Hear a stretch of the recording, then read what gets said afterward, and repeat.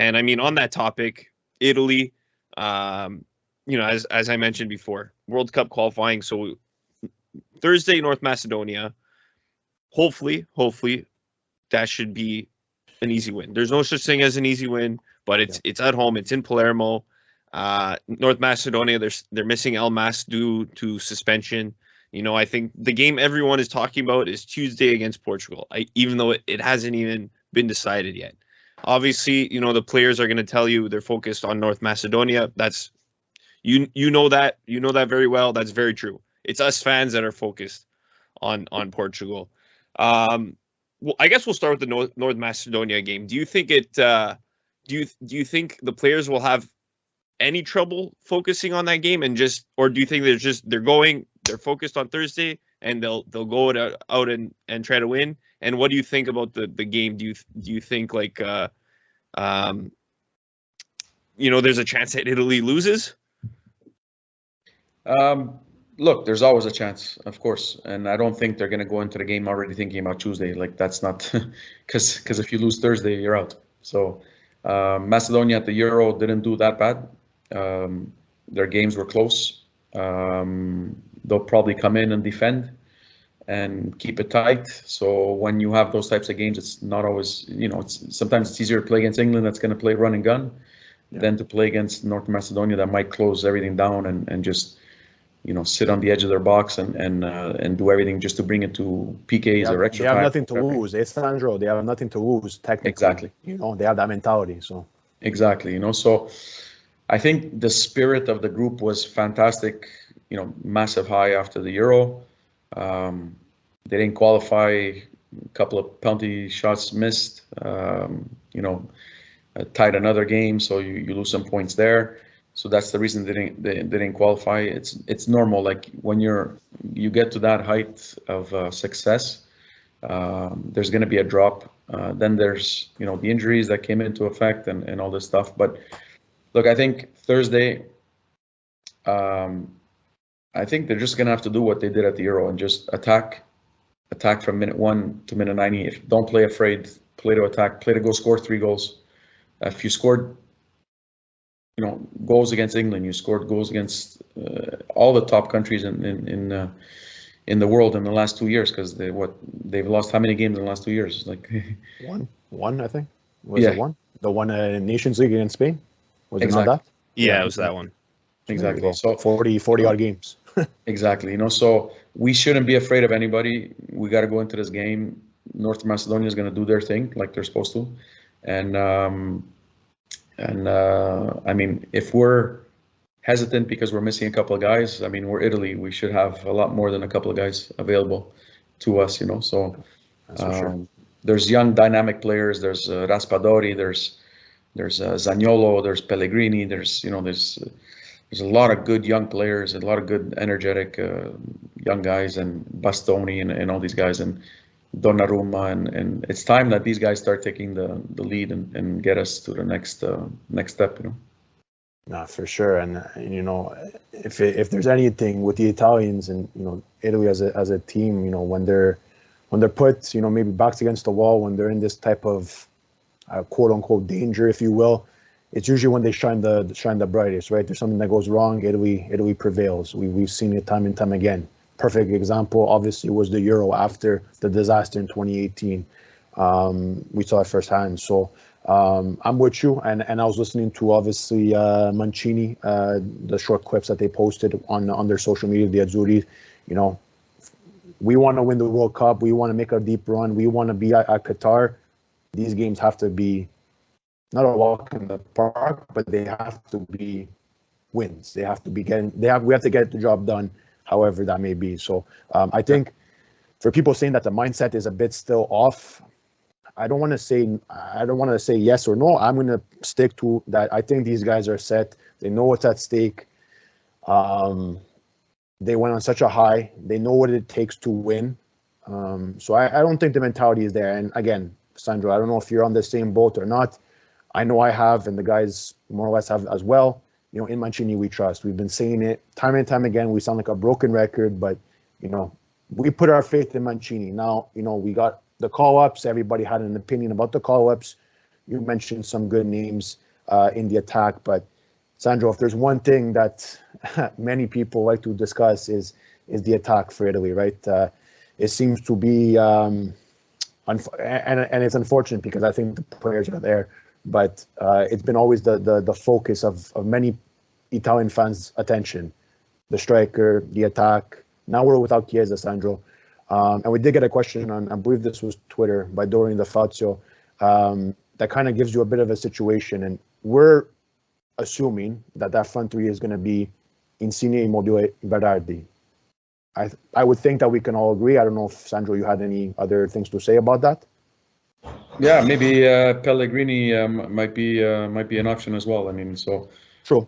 You know, we'll see. Do they go in a back three? Do they go in a back four?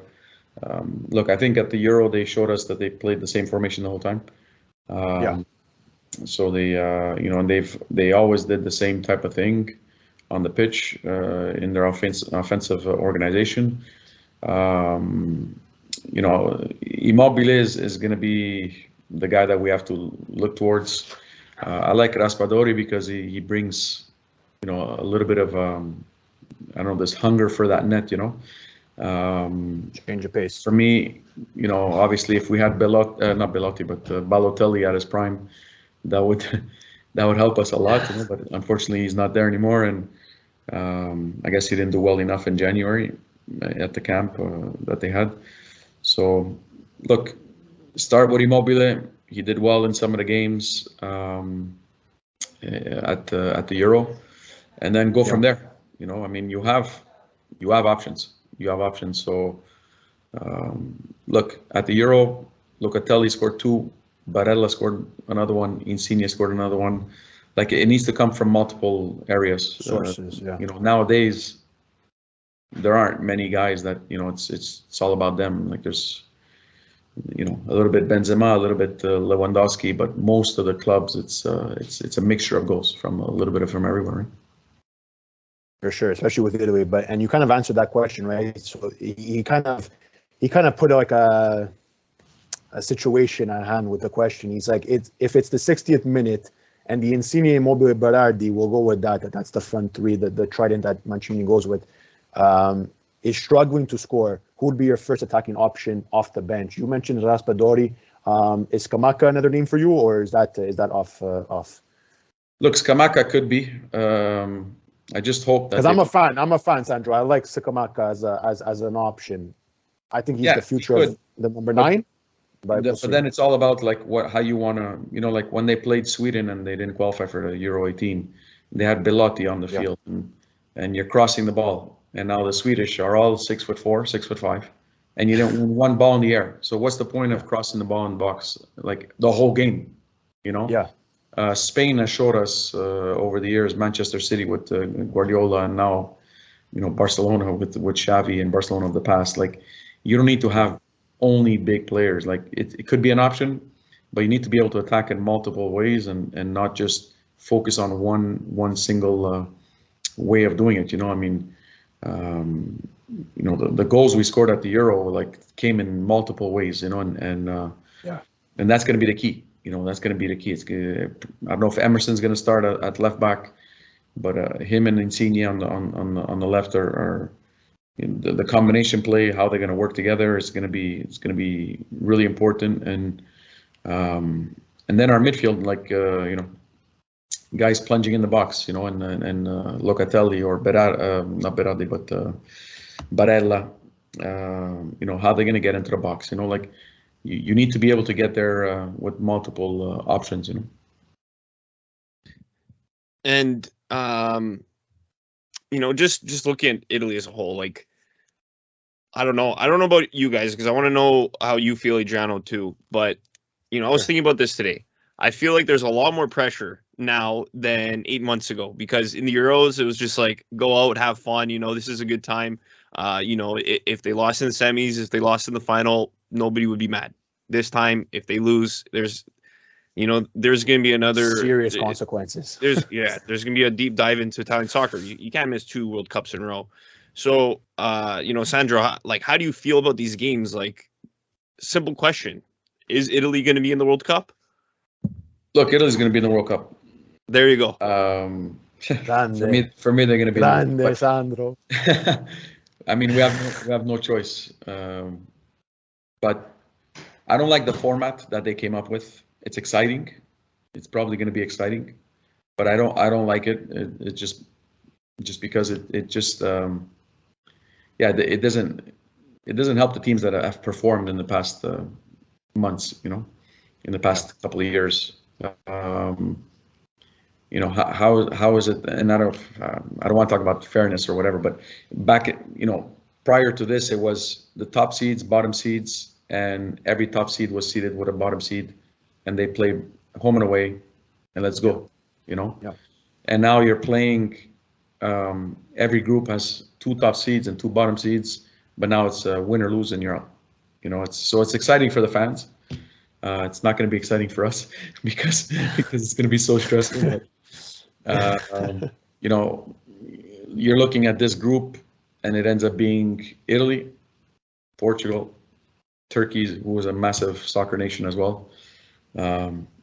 So it's kind of hard. It's not going to be easy. I mean, even Portugal, like you're in a stage of the season, they're missing Semedo, they're missing Ruben Diaz, they're missing Cancelo, they're missing Sanchez in the middle, Renato Sanchez in the middle. So, it's a hard time for it to ask for these guys to be. I think it should have been a home and away. I think it should have been North Macedonia home and away, maybe in February. You had a couple of dates there, and then now the final should have been a home and away between whoever was going to play. And maybe it's the same 4 teams, but home and away.